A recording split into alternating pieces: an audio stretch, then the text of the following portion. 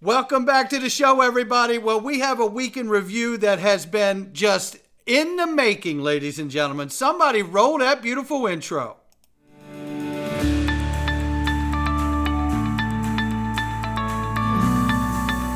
Digital Perspectives with Brad Kimes. Come on in.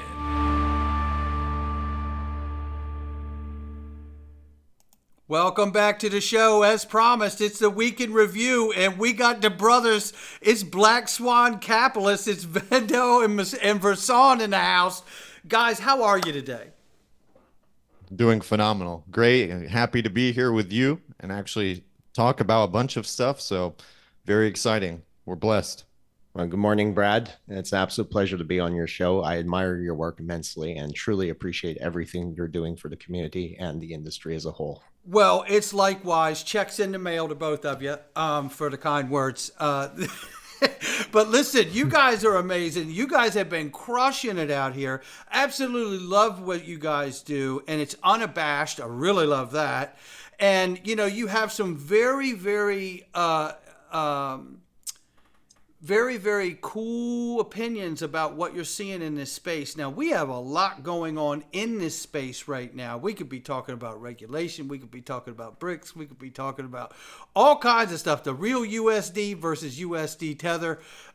I want to let you guys pick where to start. Where do you want to start today? USD. Let you choose from now. Yeah, Tether. Let's talk about it. Yeah, let's this talk has been going about on that. for years, so let's see what we have to say about it and get your feedback too, Brad. Well, And you know what? Let's start right here then. So let's kick it off with Tether. So Tether, over its lifespan, has always been in question when it comes to reserves. And then in the last few years, they've seemed to like, hey, we've been working on that, and the reserves are good now, right? And every time they talk about it, it always feels like like somebody's coming out, you know, like dude, we're good. You don't need to check anything. We're totally good. Like, you know, like that's supposed to suffice for like high level regulation. Your thoughts on that first? Miguel, would you like to go first? Yeah, well, I mean, people already know this, but the whole concept of them having this scrutiny towards stricter regulatory scrutiny towards other cryptocurrencies and, Ripple, for example, this is all by design. And I think people should know this by now. You know, if you're wondering why the SEC concluded its investigation pretty much on Ethereum, you know, as so quickly relatively compared to Ripple, and just decided to classify ETH as a commodity, it's simply because this is all about control and power and money. So there's individuals, you could call them shadowy figures or whoever, the elites. There's certain individuals that have invested interest in Ethereum with some of the founders. So they have to do everything in their power to keep this ball rolling. It's pretty much it in a nutshell. You know, this is about money, control, and power. It really is. And Verson, your thoughts? Okay, I have a lot to say, actually. So first of all, Vindel and I, we've spent 3 years reporting on Tether, a lot privately and publicly, you know, with a very consistent message. There's a revolving door between Bitcoin, Tether, and the U.S. bond market, which I think is very concerning. Yes. Tether has a lot of questionable practices, including with the liquidity practices, which are used to buy Bitcoin and even potentially influence the bond market. So there's a lot of questions that we don't have the answers to, but it ties us into the macro enterprise ecosystem of stablecoins, right? And by the way, just to mention that, you know, Tether has broken the peg with the dollar at least 3 times. And I think the risk associated with all of this is very disastrous for the economy and just the traditional banking system in general. So Tether's collapse as a result of this could actually be a black swan, very similar to what happened with Terra Luna, you know, another stablecoin collapse. But regarding stablecoins, again, we need to consider the macro enterprise ecosystem. What I'm trying to say is that banks, financial institutions, the powers that be are looking to solve significant problems. And I think stablecoins play an essential role in all of this. So we have to then focus on utility again.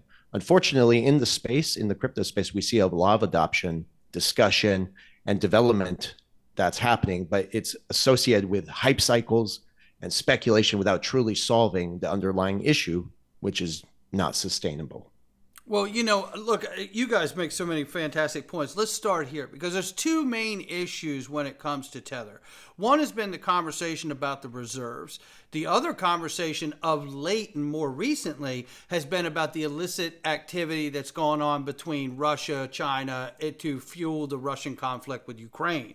And that's been another talk because that's a whole separate issue in itself. But let's come back to the reserves for a second, right? Because you make a fantastic point. Now, Cantor Fitzgerald, Howard Lutnick is like, we are watching the reserves for Tether, and we're telling you that those reserves are there.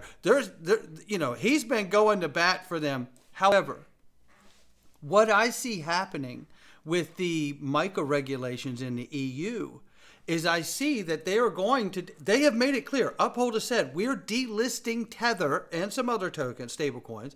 We are delisting Tether because it doesn't qualify as a stablecoin under the stablecoin regs in the EU. To your point about it all being connected and all of this being connected to these things, it appears to me, because we know the Secret Service and the FBI had partnered with USD Tether late last year, probably more obviously before then, but publicly we found out late last year. But the interesting thing about all of this is when I see Tether being cut out of the EU, which is 27 nations, I see the liquidity being wings getting clipped on liquidity on how much is allowed to flow into there. And I'm looking for Ripple's real USD to be launched very soon to pick up that flow, because I'm curious as to how much money from the EU adds to that 112 plus billion market cap for USD Tether, because they're about to lose that entire market for liquidity, and that's going to start to put a play on Bitcoin, Ethereum, and that's why I think the spot ETFs are so important to approve them, because that's going to provide a new liquidity flow source while they cut out Tether. You make a very good point there. And if I can also add something, the other day, as Uphold was delisting Tether and a few other stablecoins, that's essentially the narrative that the bad actors are getting weeded out, I think. Yep.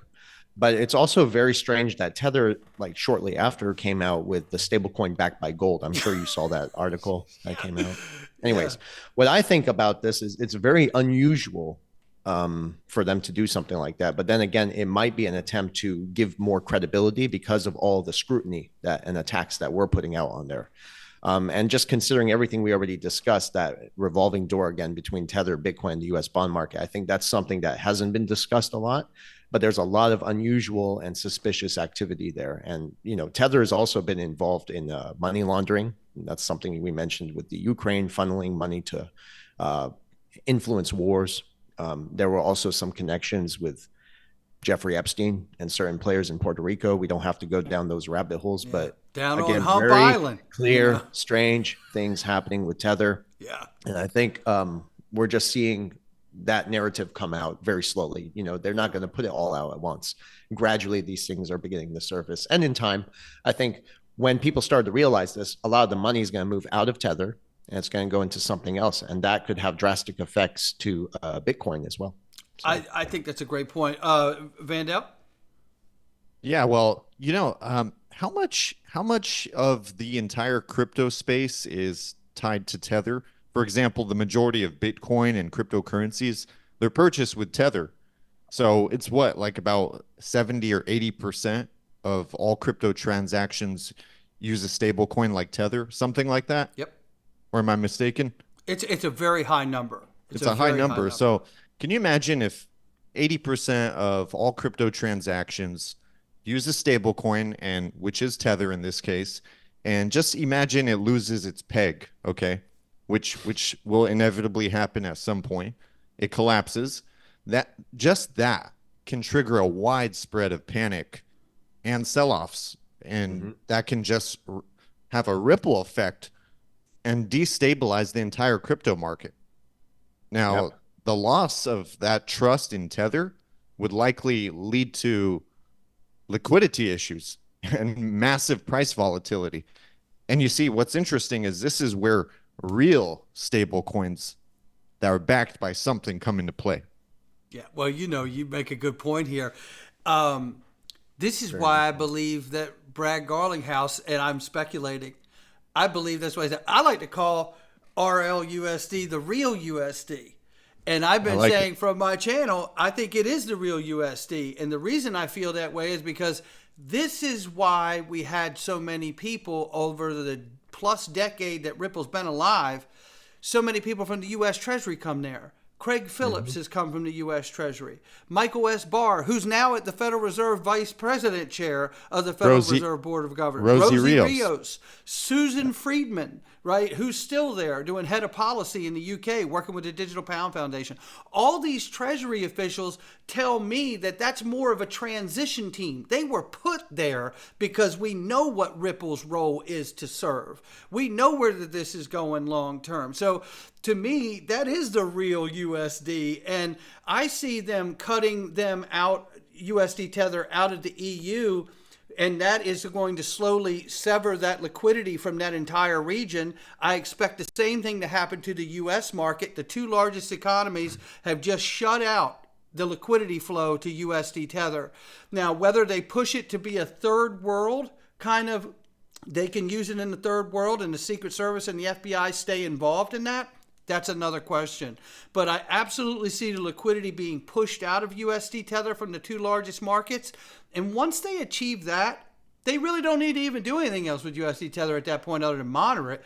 Because the truth is, it's really about making sure that it can't compete with what will be the US dollar, the digital dollar, because they can't have some private entity out here with more market cap than the actual government that's backing the US dollar, which I think is going to happen through the real US dollar of Ripple stablecoin.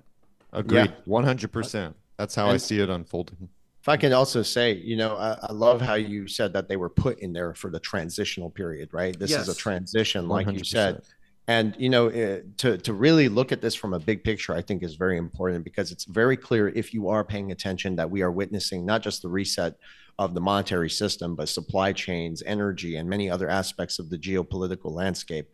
And even we see nations escalating war because everything is beginning to fail. And I think it's the only alternative right now just to get us to where we need to go. But this is very interesting because it ties us into the broader regulatory landscape as well, and what's happening there. And I think the reason the SEC actually sued Ripple and the way they're playing it out is because XRP is, I'm so convinced at this point, after all the research we've done and what we talked about, XRP is not just, obviously it's not about the retail market.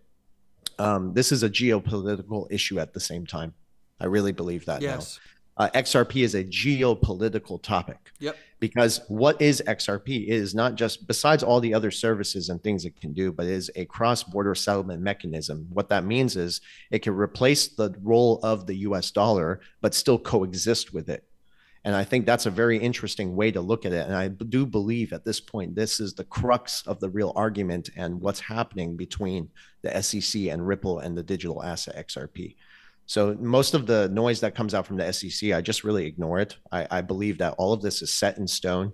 And I think they're just stifling this for now and giving the institutions time to position themselves with XRP while still attacking it and profiting from other things. And I think that's where Ethereum and Bitcoin and Tether are part of the larger story that isn't fully discussed. But at the end, they are going to win. It's inevitable. And an SEC settlement is not even necessary at this point.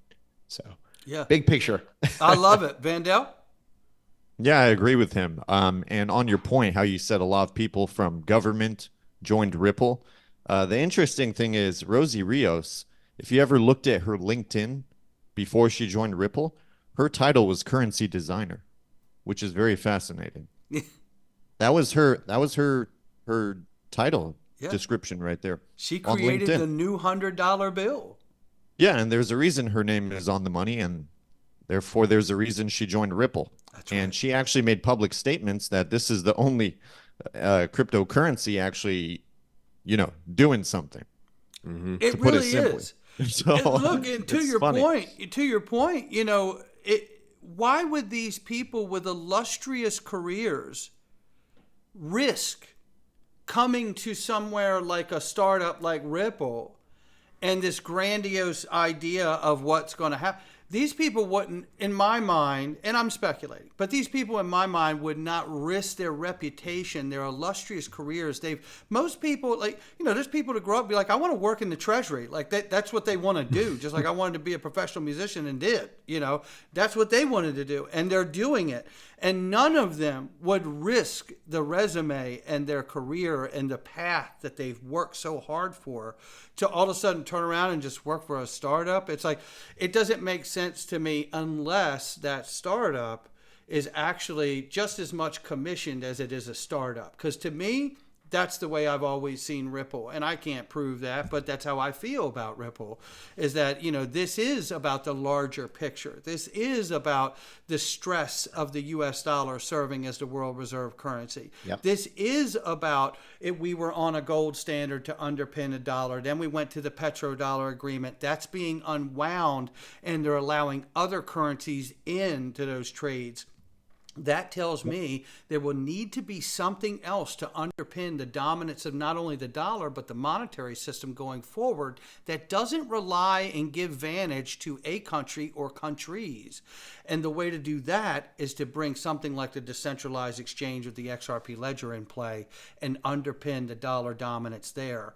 And I think if you do that starting with stable coins, you could push the treasuries from the USD Tether into highly regulated stable coins like the real USD and USDC. And we're off to the races here. Your thoughts, guys?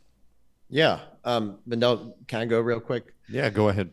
Okay. So first of all, this is what I was saying, is that stable coins again are going to be what underpins, that's the foundation there. If you want to have a new system, it has to be built on trust, stability, and I think stable coins backed by hard assets. That's something we're starting to see.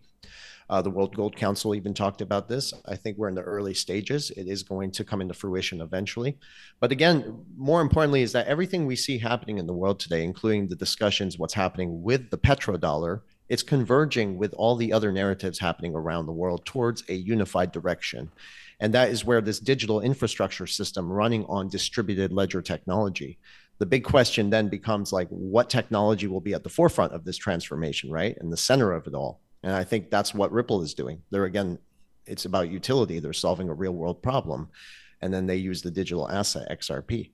So there is no doubt at this point that Ripple and XRP are going to be at the center of this new system. I just find it to be very interesting, and everything we see happening around the world is getting us into that direction. Absolutely. It's incredible. It really is. Yeah. Sorry, guys. Yeah. That's it. No, good. Yeah. No, I agree. Yeah. He's 100% on point. We agree on the same thing. That's what we talk about all the time. And that's the direction it's going in. It seems pretty clear at this point. Now, regarding Tether, this is interesting, but if Tether was able to flourish for this long and still be used and kind of flow under the radar, it tells me that policymakers have allowed that to happen from corruption.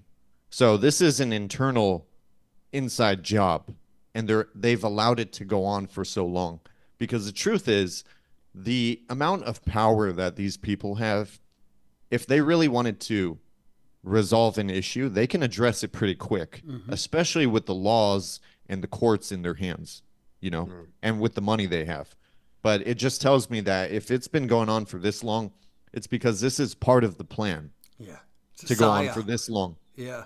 They've been tracking all of these transactions, legal and illegal, right? And finding out who all these wallets belong to, while everyone for a lot of years thought, oh, I'm using crypto, they can't find me, I know, right? They're watching you. Oh, naive. boy. It's crazy, isn't it? They're the greatest sting operation in the world, man. 100%. Yeah. Some big things happening there. You ain't kidding. So look, there's other big things happening too here. So let's change gears and let's talk about this case. There's two cases going on right now: the SEC versus Ripple, and then there is the Zakanoff versus Ripple out in California. This guy lost a few $100. It's serious, man. What happened? What's the other one? Zakanoff. See, yeah, that's how small it is. So Zakanoff case in California, the guy lost a few $100 and then decided to class action lawsuit them. Now Ripple just won in a big way yesterday in that judgment, and essentially saying that Ripple is cleared, the class action's pretty much dead. There was a comment in question that Brad Garlinghouse made back in 2017, 2018, where they're hanging on to that phrase that it may have been a comment that violates securities rules, but XRP is not a security, so I think it falls on its face. And I think it was either Jeremy Hogan or Fred Rispoli, one of the lawyers that covers the space quite well, had commented and remarked that, I know who it was. It was James Metallo Man Murphy, that's who it was. And he said that looking at the case and the way that had been ruled on, that essentially the guy lost a few $100. It's not going to go to jury trial, right? It's going to be like, whatever you lost your money, we'll give you your check for it, and then you're out of here.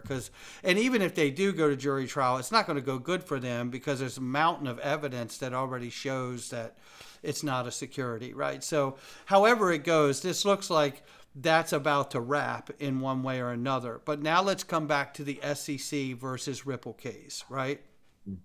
We know that we're in the remedies phase there. What are your thoughts about the case itself? Do you see, I always have this legal dog leash theory that it's going to go all the way to the Supreme Court. What are your thoughts, John? Mandel, would you like to touch on it first? Yeah, first, I'll go ahead. Okay, so I think it's a possibility it could go to Supreme Court. However, though, it's very difficult to say. I think I have a good sense of what the outcome is going to be. Obviously, I think they're going to win. They're going to win the case, all of the cases, and it's going to come out on top as, well, we already know it. It's the only token with 100% legal clarity at this point. But I still see, this is just my opinion, but I think the entire case was sincerely a delay tactic, and they're just trying to drag it on for as long as they can until the other dominoes are in place and the other chess pieces are in place. But ultimately, and we've said this for the last 4 years, ever since we created the YouTube channel, and there's record of it, we were saying that they're going to win the case, they're going to be okay. The fundamentals behind Ripple and even the liquidity token XRP has never changed. Yep. Nothing's changed. So the news, the lawsuit, the SEC, the corruption, I mean, all of that stuff has been going on for decades, but it's the first time that some very intelligent researchers start exposing it, like you and DAI and a few others in the space.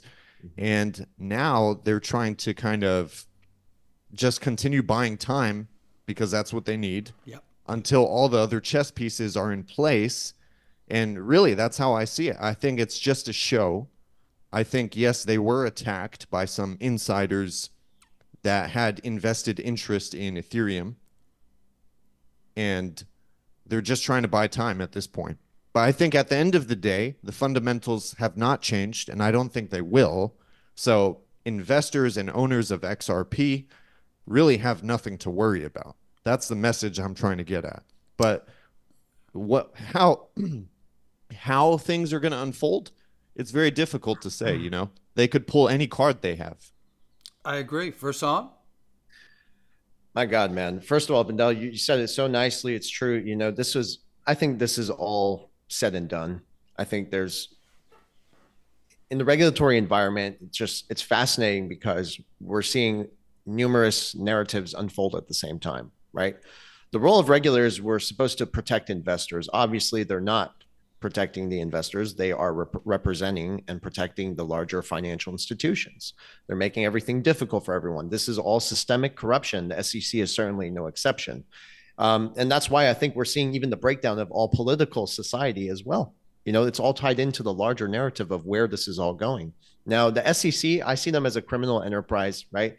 Protecting the Wall Street allies. They're using regulatory enforcement to sue Ripple because, again, this ties back to the geopolitical issue of XRP. It is no longer at this point, it's something bigger.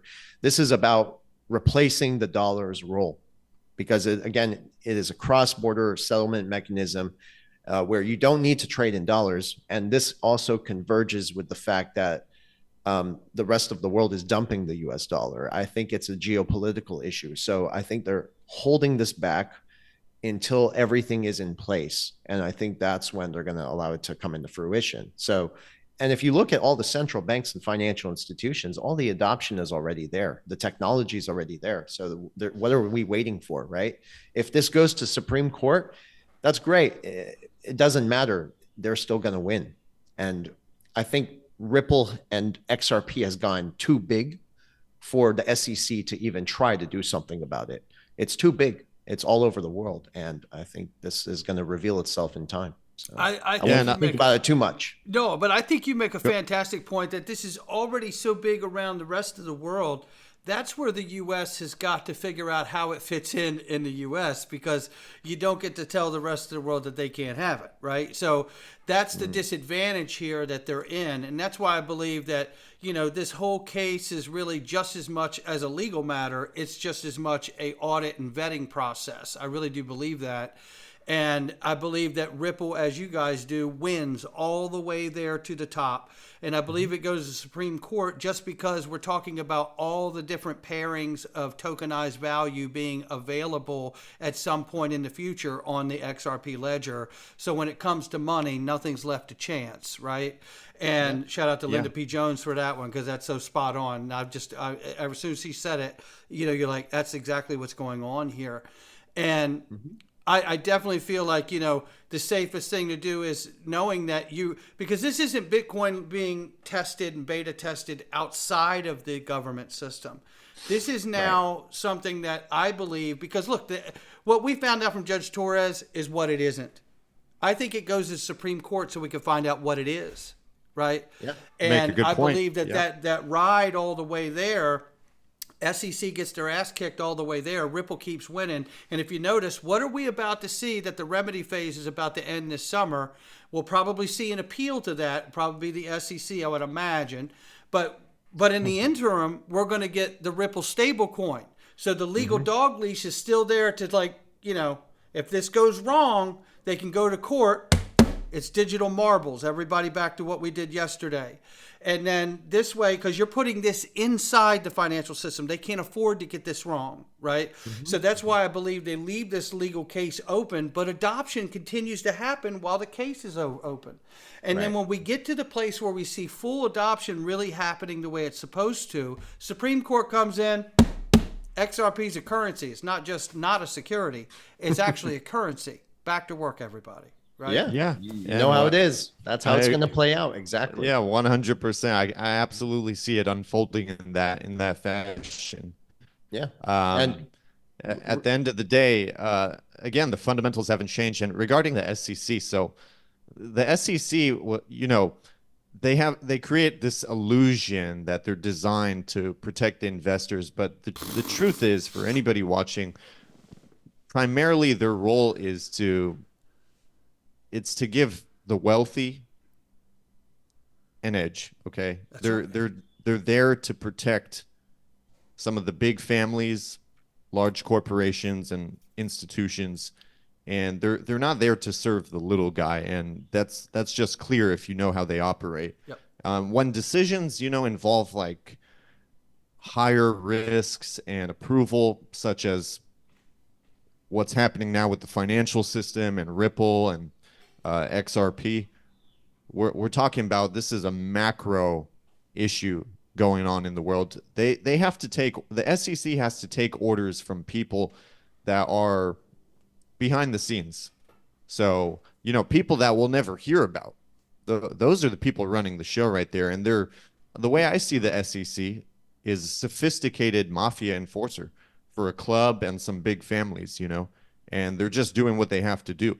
And I am not with them. I totally agree on everything you said, Brad, but people need to realize this reality, that it's not just that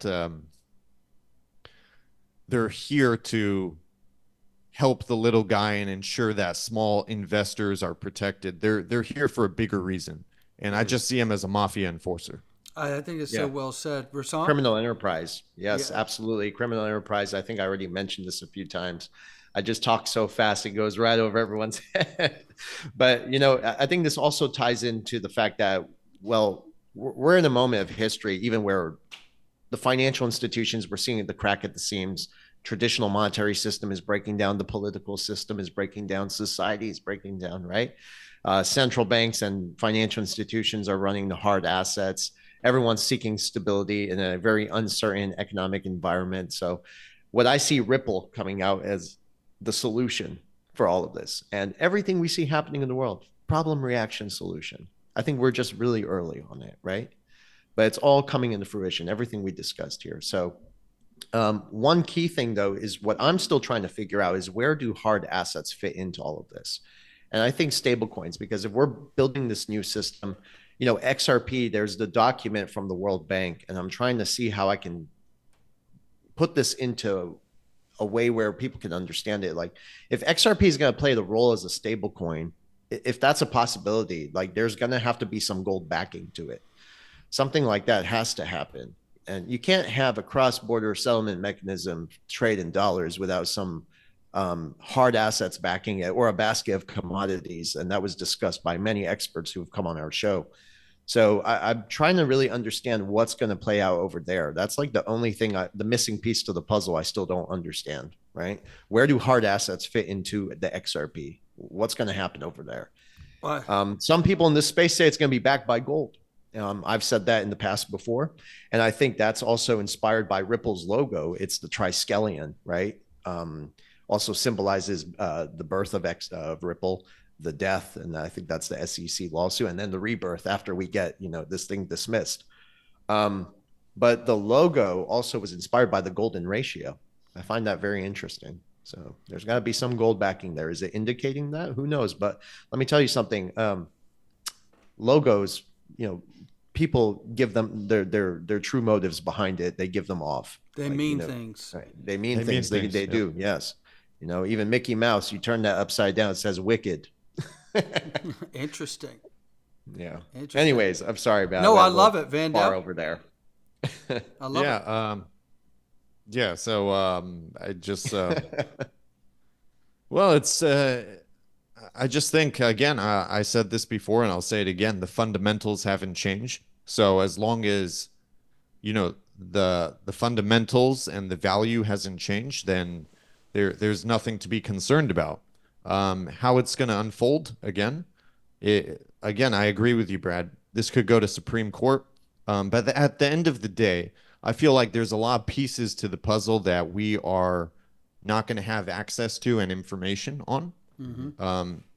Well said. Because we're the little guy, But the way I see this going is definitely these digital assets that will be used in the new monetary system for different sectors in the economy, especially the monetary system like XRP and XLM. They're going to have to be backed by something. And I think this is where precious metals are going to play a role. And that's why I believe why central banks have been net buyers of gold since 2010. I don't think it's just to protect themselves against a failing dollar. They got the brightest minds in the world with PhDs from Harvard. They know when they issue money into the system, issue debt, create money out of thin air. They know that the currency debases and loses value. So they know that it's just a matter of time before your dollar can buy you nothing. Yeah. Okay. So this is a long-term plan, I believe. And they know that if we go back to a similar system on the blockchain, that it's just going to be pretty much a repackaging of the same existing system if they're not backed by hard assets.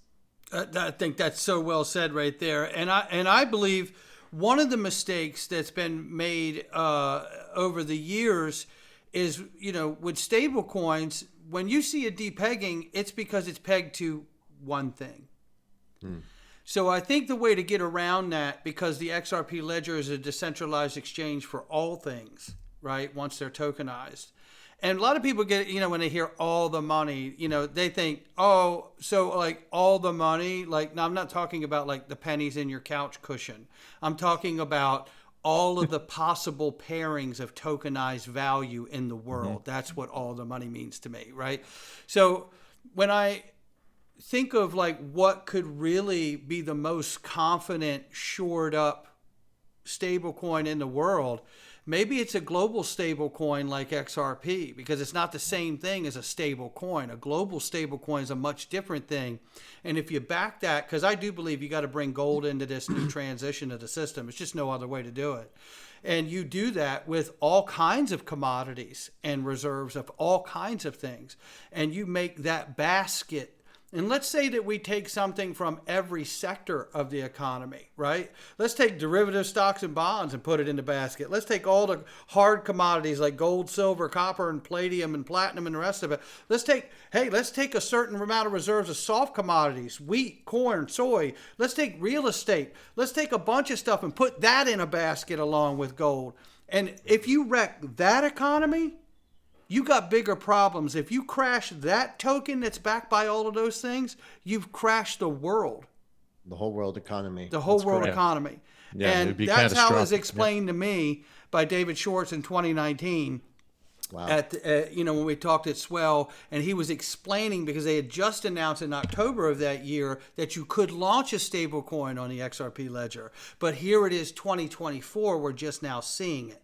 And that tells me that they've had the ability to do that for years, but I think the timing to wait is smart, because they kept the legal arguments on a lower level to not have smart contracts on the XRP ledger, to not have a stable coin launch. So then the SEC would go after all of that too. Yeah. Right. Yeah. See, it's all Very about good timing. point. It's all about timing, and they know what they're doing. These people, man, they plan years and decades in advance. They have the brightest minds. They're not just flipping on, turning on one side of the bed, waking up in the morning saying, hey, let's do this. No, that's not how these people operate. We're talking about the global financial and monetary system at its ending point. Okay. The restructuring and the foundation and the rails, they've been building this for a long time. Right now, we just happen to be living through this transition. And the truth is, this is just the beginning. We've said this for years now, but we're still in the beginning stages of the beginning. That's right.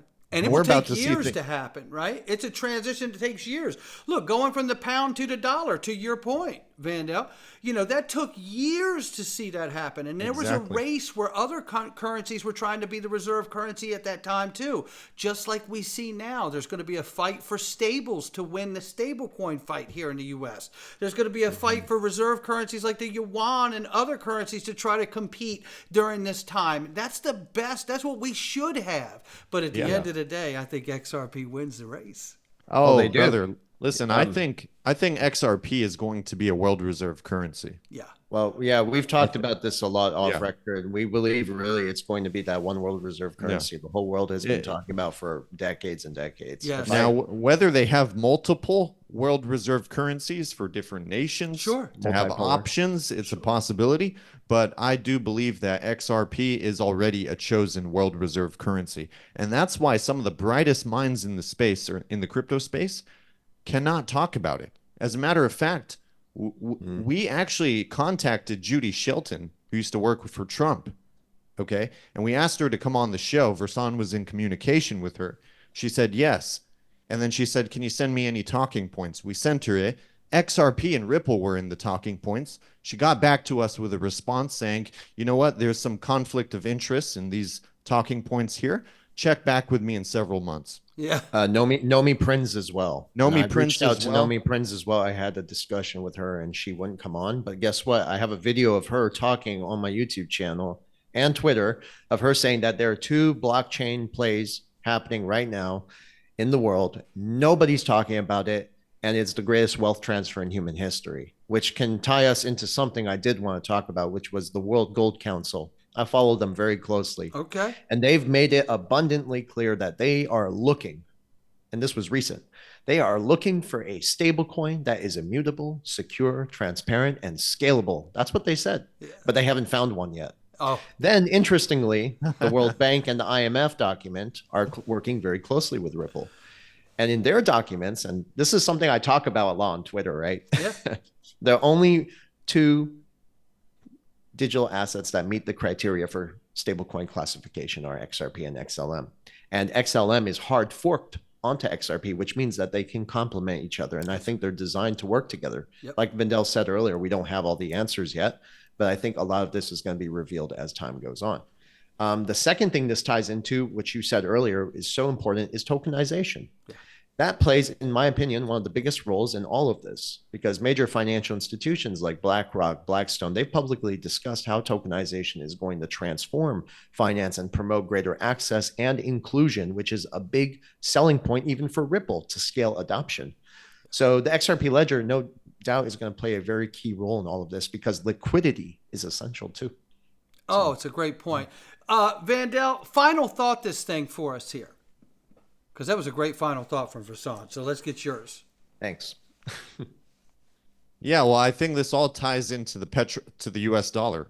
This ties into the dollar. At the end of the day, the reason we're the US is the world leading economy, and the US dollar is the world reserve currency is because of the petrodollar.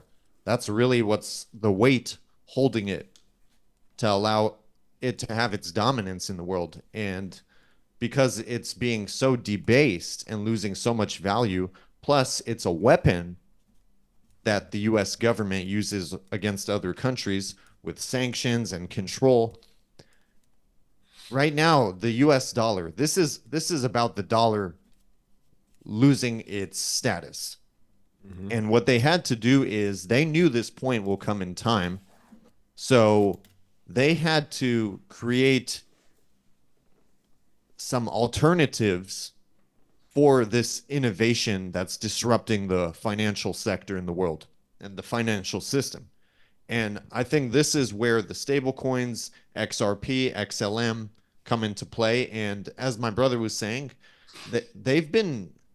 there's so many documents out there that kind of give you hints as to who's backing them, who's behind them, who they're sitting down with talking to, who they're working with. And, again, we don't have all the pieces to the puzzle, but I think if you actually look out there, there's enough information to give you a good sense of what's coming, not when it's coming. And in regards to, just to shift a little bit here, I mentioned the petrodollar, and the thing is, the petrodollar, I made a whole post on this explaining the vulnerabilities and the issues it's going through with other nations dumping it. And then some people said, oh, it's not happening. But the interesting thing, Brad, is that there have been several instances in history where leaders have assured the public about the stability of their country's fiat currency despite underlying issues. And it sounds like the world we're living in today. So they will publicly sponsor and promote the idea that everything is okay with the dollar or with the petrodollar to protect what's really happening and to hide the truth. And that's what's happening right now. And Germany did that in the 1920s. So for anybody to say, oh, this authority said the dollar's okay, this bank said it's okay, it's just really naive to believe, because they'll say anything to make you think it's okay and avoid causing a panic on a global scale. I think that's so well said by both of you. And I'll final thought this for everybody too. Looking at where we are right now and understanding where the United States is really on the precipice of bringing some legislation into this thing, it is time for the top-down approach. We know that the internet was adopted by the U.S. government and military first, and then the grassroots came up. Well, this has been the opposite, and it's been grassroots first. It is time for us to get the legislation that brings the top down to this party, because then the builders and the technologists will know what they're building for. Because once you bring the big people to the party and all the money to the party, you'll start to quickly realize what you need to solve a problem for. But they got to get here before we can solve the problem. And I think that's about to happen. I just want to thank the both of you so much. This is long overdue. I love what you guys do. You know that. I was singing your praises before we went on the channel. I love what you do, and I love that you get to do it together as brothers. I think that's another special element that I don't know gets talked about a lot, but I love that you guys get to share that journey together as family. So thank you for being here. It's one of many. I can't wait to have you guys back on the show. Oh, that was wonderful. Thank you so much, Brad. I really appreciate it. Can I leave one last message with everyone? Do it. I want to keep it very short. Do it. I know there are a lot of changes coming in the world. Thank you, Brad. But my last message is just for everyone to be more empathetic towards each other, prepare emotionally, spiritually, financially, and physically, because, you know, where this is all going, I think we're going to have to take care of each other and ourselves, you know. So just want people to be mindful of that. I think it's love is the answer. Super important answer, because and to share that point, because I've always believed, as you just remarked, I've always believed that our moment with XRP, when it comes, will be bittersweet, because while we're at the peak of our experience as investors, we'll probably be at the worst time of most everyone else in the world, and that keeps our feet on the ground. Guys, thank you so much. Don't go anywhere. That's it for the Week in Review. You got it right here. Black Swan Capitalist. Shout out to Verson and Vandell. Take care, guys. We'll catch you on the next one. Thank you, Brad.